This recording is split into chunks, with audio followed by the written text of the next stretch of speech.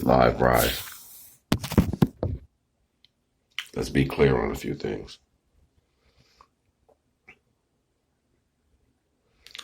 Shadow self is your higher version because it knows your contract. What am I talking about? Your spiritual contract.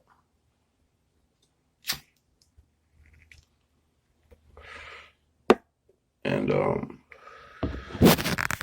unbeknownst to the shadow side, you're going to be dealing with a lot of other energies, rays that collided into this existence to become physical.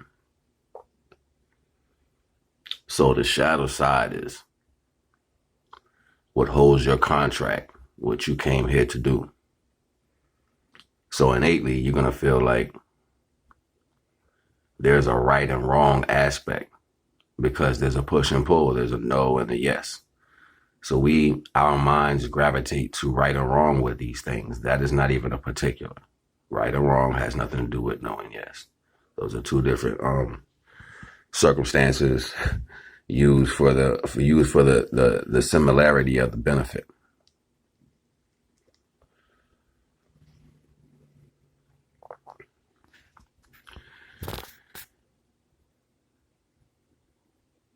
You have to know that you do have a contract here. And majority of the time when you don't listen to your contract, your spiritual contract that you came here to do, no matter if your spirit is tiny, medium, or large, no matter if your spirit has been here through light points for eons, weeks, or years, everybody has a contract. And that contractual information is in the consciousness. It works as characteristic traits to allow you to be pushed in that direction that you will go. A lot of us grow up in school and we have friends that we grew up with in school when we were in younger ages, and you would remember these people. You remember kids from when you were in your first 5 digits, right, to 10, and you would have conversations with people and you would develop relationships, and then time would delegate and then people would move out of space and time. That was like the first test of you letting go of experiences. But no one is ever going to tell you that. You're just going to say, oh, I remember so-and-so and I miss them. No, experiences are fleeting. You were supposed to learn to let that go and constantly add more space of imagination for your world. And we was doing that in somewhat of an idea when we were younger, but we didn't get a chance to specify the altitude of what that idealism meant.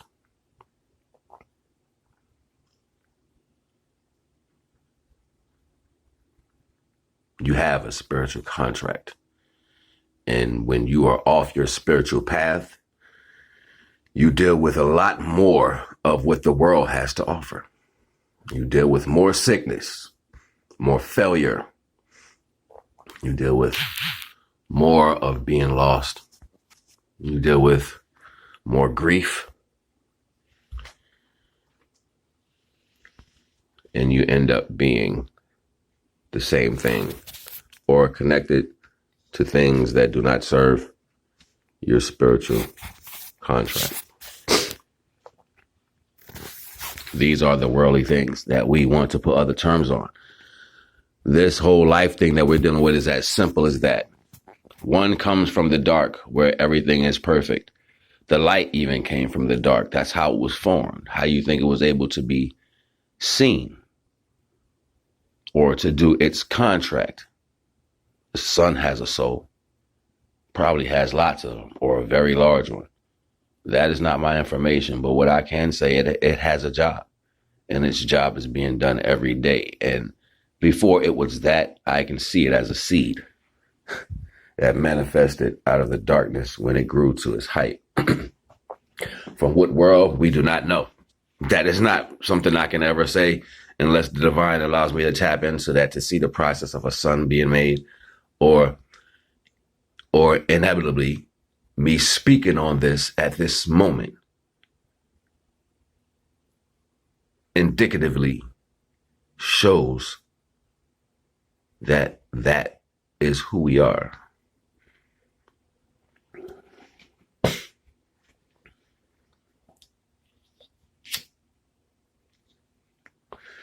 Some people pass on and they go into the great night of all things. The great night, the great blackness. Some people, spirit pass on and they go into the sun. It's been a lot of activity around the moon lately. Symbolic to circumstances unbeknownst to us of what we think we know, it all leads back to the fact that you have a spiritual contract, and your spiritual contract must be honored and within your life. If you are not serving that purpose of what that contract is, you may see forms of happiness. You may think you are gaining. But the Most High rose Pharaoh just to crush him.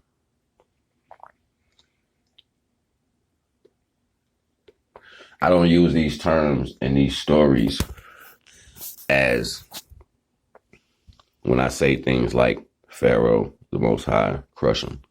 I don't use that as, the the segue to a point. I use that as sarcasm. Because innately, if you are not serving the purpose, and, I've seen fools speak the Most High's word in regard to checking something else, when in actuality, they was explaining the same thing that the person that was trying to check. So the divine universal energy, how it's sent out, it will come back. A fool will speak my truth, even when they're trying to confuse it. All answers that's needed is a majority of the time laid in the problem that you speak. Are you paying attention to what you say? And majority of the time when people speak about problems, they're lying. This is why they cannot see the solution within what they say. You can't hurt a light worker. You cannot bring bad energy to someone who serves divine.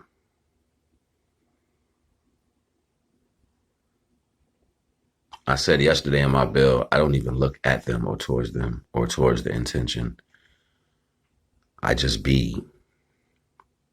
And that's a hard thing to do because you have to fight off what you think you feel or what you do feel just to serve the purpose.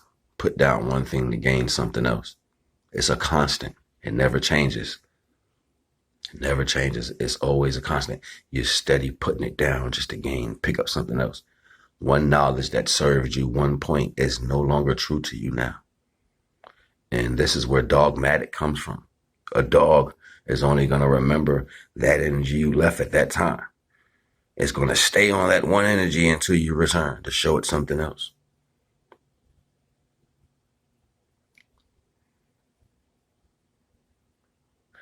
And we're so quick to say, these people in the world are doing this. Well, they learned from something. They learned from us how to treat us. Our own people treat us these ways. But these are failed contracts. These are failed spiritual contracts within the negative acts of our people. And they will return on a different paradigm. They will, because if your energy is not curving off of the smash, it is resonant. It's starting to resonate with it. So then you leave residue. And this allows you to reincarnate. I ain't gonna hold you. I just want to drop some knowledge tonight. Take care of yourself. Focus on you and the best parts of you. Stop being manipulative. Stop lying. Stop cheating. Get away from those energies and be the greatest part of yourself. Naga.